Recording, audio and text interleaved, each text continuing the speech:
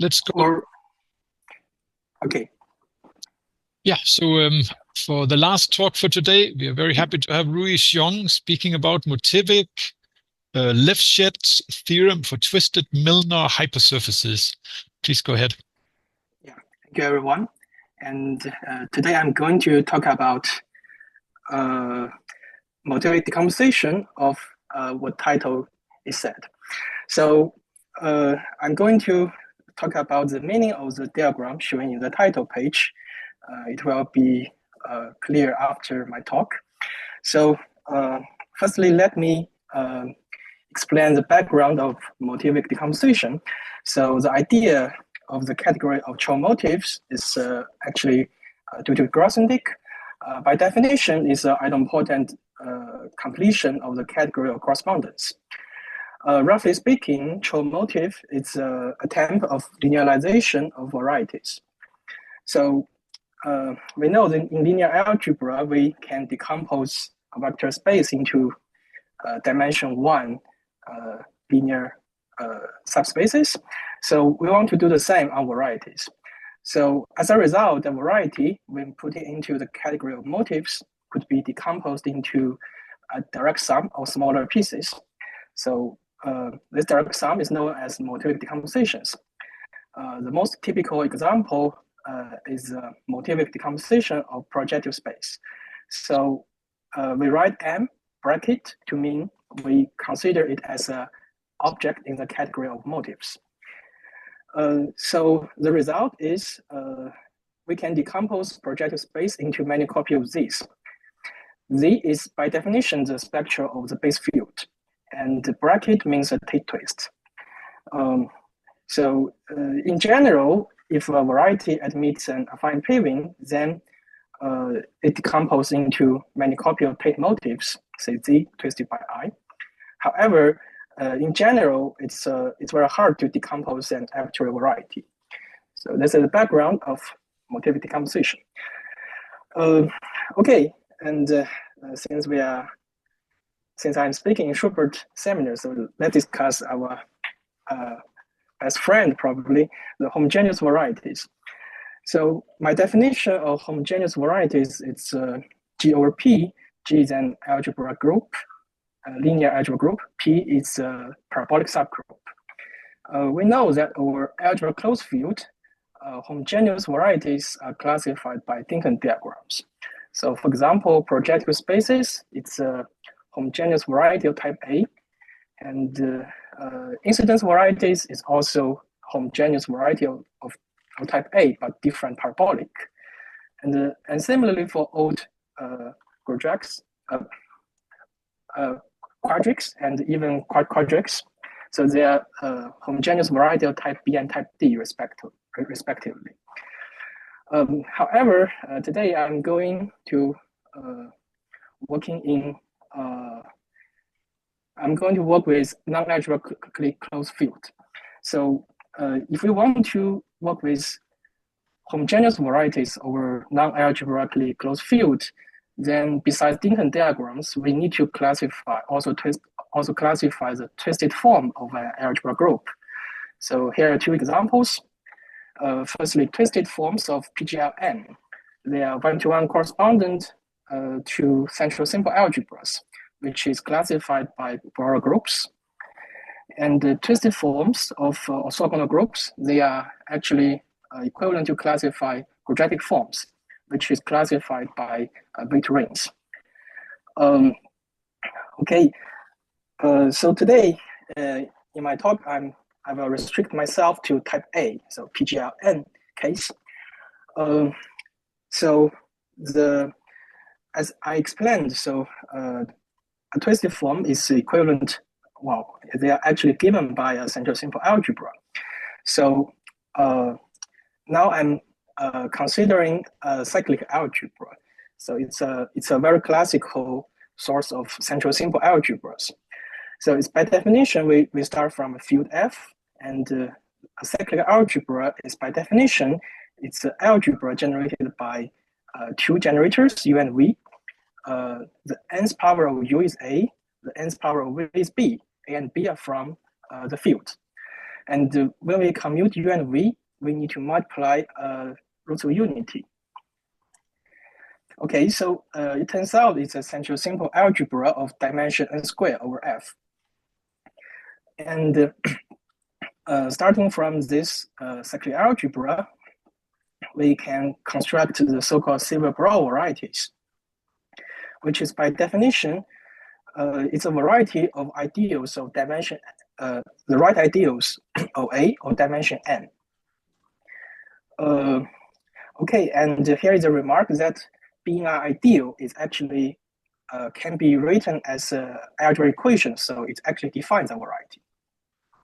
Okay, and as a result, the Silver-Brouwer variety of the opposite algebra correspond to the right ideals of codimension n in A. Okay, it's like the Dinkin diagram automorphism of type A Dinkin diagram. So Silver-Brouwer variety, both of these two, they are homogeneous varieties. They are both twisted forms of projective space. And actually, as I explained, if we want to work out the Motivic decomposition of projective space, it's decomposed into many copies of Tate motives. But if we are working over non-algebraic closed field and work with a twisted form of projective space, then things could change.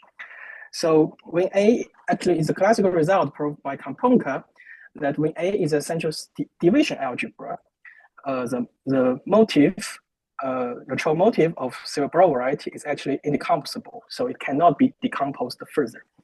So they are very different from the projective space. Okay, so today I'm going to discuss the Twisted Milnor hypersurface. So by definition, it's a variety of the channel ideals I1 or In-1 in the product of Silver-Brouwer A times Silver-Brouwer A op. And actually the inclusion of two ideals can be written as one algebraic equation. So it's actually a hyperplane, a hypersurface. So this is how its name comes from. So it's called Milnor hypersurface. And since we are, as my title goes, so I will establish the Motivic Lefschetz Theorem. So I'm considering a hypersurface of twisted Milnor hypersurface. So recall that we in our definition we have two generators U and V, and let's fix U. Let's pick U. So by definition, the Y, which is a hypersurface of X, it's a pair of I1 and In-1, such that if you apply U on I1, it's still included in In-1. Okay, note that X is a homogeneous variety. It is a twisted form of incidence variety, but Y is not a homogeneous variety. It's only a hypersurface of a homogeneous variety. And actually, it is known how can we decompose Motivic Chow motive of X. So it's a result by Kames, Petrov, Semenov, Zainoulline, that the Chow motive of X is decomposed into many copies of Silver-Brouwer varieties. Okay, and as I explained, when A is central division algebra, we cannot decompose further. So in this sense, this decomposition is complete. Say we reduce the decomposition of X into the decomposition of Silver-Brouwer varieties. And our result is the Chow motive of Y can be decomposed into many copies of Silver-Brouwer varieties. But the last piece disappeared. So we need to replace the last piece by the spectral of L. So L is a field extension of F. It's a field extension of F by introducing the nth roots of A. So okay, so this is our theorem. So here is an example.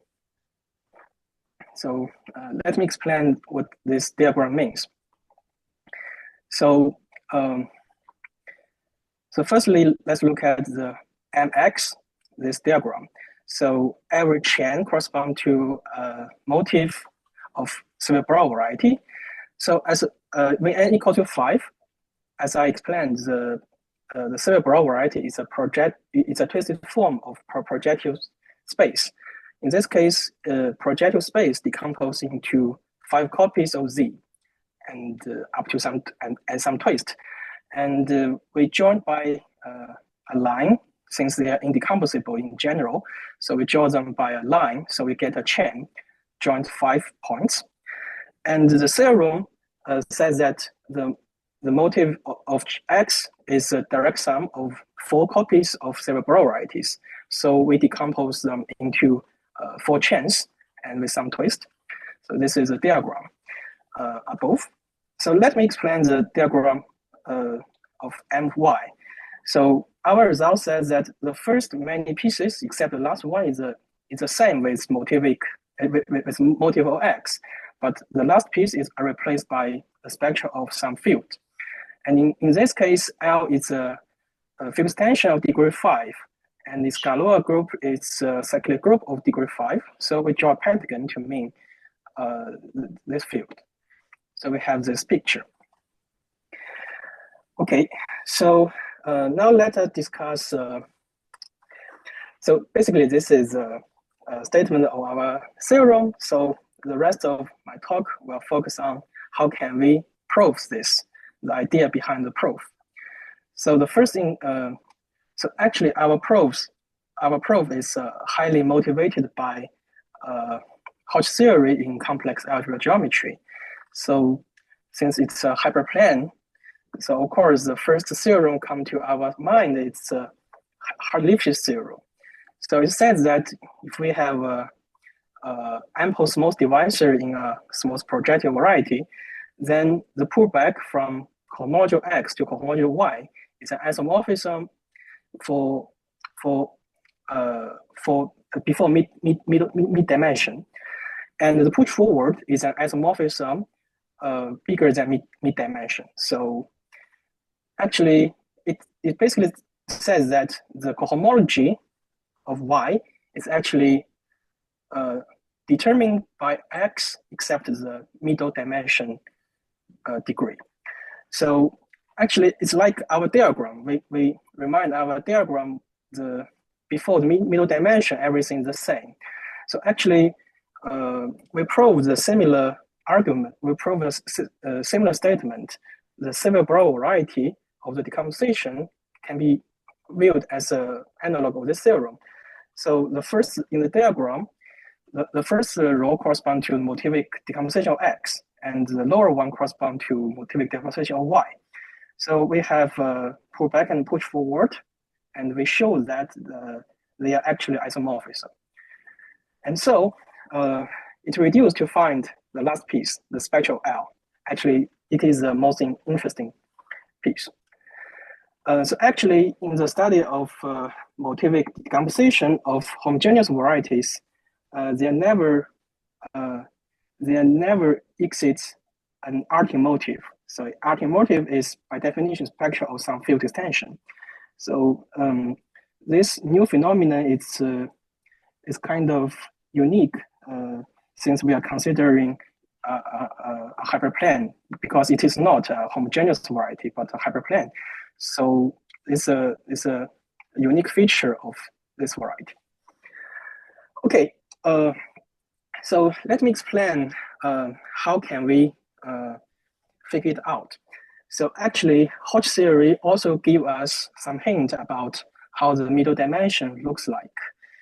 So there's a famous theorem called the linear invariant cycle theorem.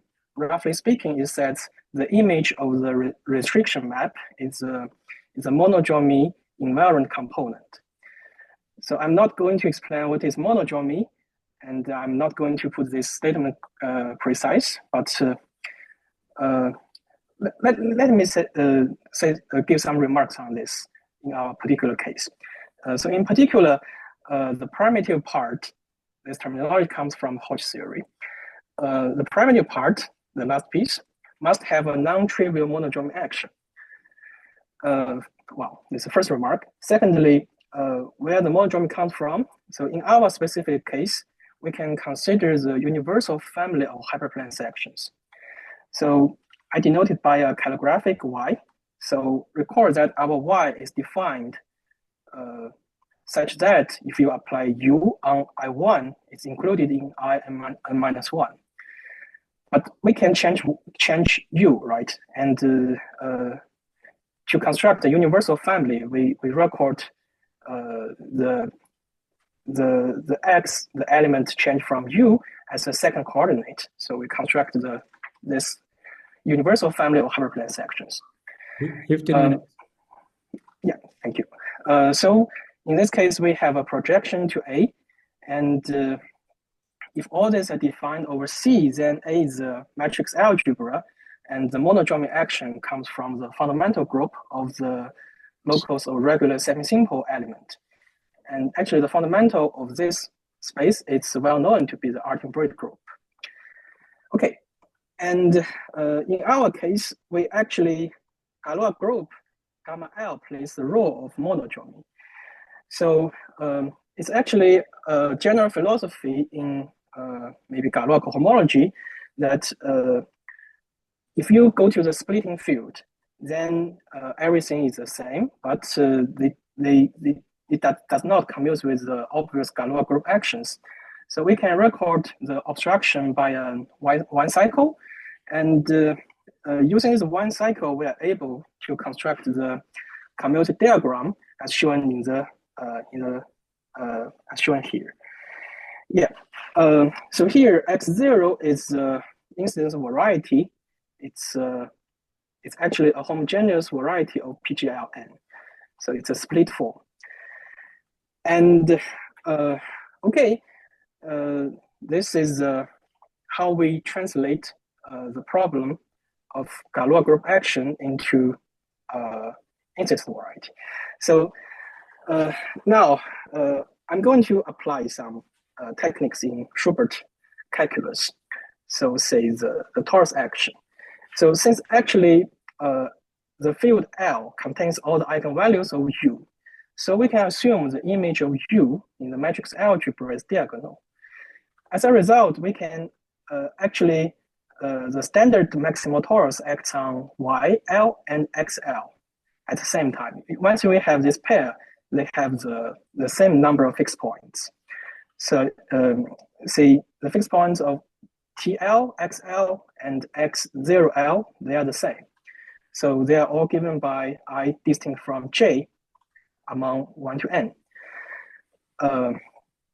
Okay, and these are fixed points, and moreover, we can also classify the TL stable curves, and they correspond to IJ to IK and IJ to KJ. So say if they are joined by an edge, if one index are changed, are different. And then we can use localization theorems of equivariant Chow ring so that we are able to compute the monodromy actions, say the Galois group actions, and constructing algebra cycles. Okay, and here is an example when n equal to 5. So as I explained, there are two family of edges. And when n equal to 5, there are 20 vertices, and they actually forms two families of compound of 5 tetrahedra. And moreover, the Galois group action correspond to rotations. So we have a degree 5 symmetry on this object. So here it's a here it's a picture. Sorry, here is a picture that you can actually have a look of this diagram. Okay, just okay, and this is my last slides. So from this picture, it motivates us to define cycles, which is parameterized by the Galois group, such that the Galois group action acts by permuting indexes. And moreover, the pairing is given, they are actually orthogonal each other, and they are unit orthogonal up to a sign. And actually, the sign minus of power n minus 2 is actually reflects the Hodge-Riemann relations. That's the reason we don't remove minus 2, because it's just minus 1 power n. Okay, whatever, when n equal to 5, each class is supported over each tetrahedron. So, okay, because we have the rotation symmetry, it's nature to sort out this construction. And we can show further that they are actually orthogonal to the Seville-Brouwer parts. And as a result, we get the last motif, the spectrum of L. Okay, correspond to the pentagon. Okay, and that's all of my talk. And thank you for your attention. And I want to show you, I actually made a paper version of the graph I mentioned. So can you see the photo? Can you see me? Yes, beautiful. Yeah. So thank you for attention. Yeah. Yes, let's thank the speaker. Let's thank Rui.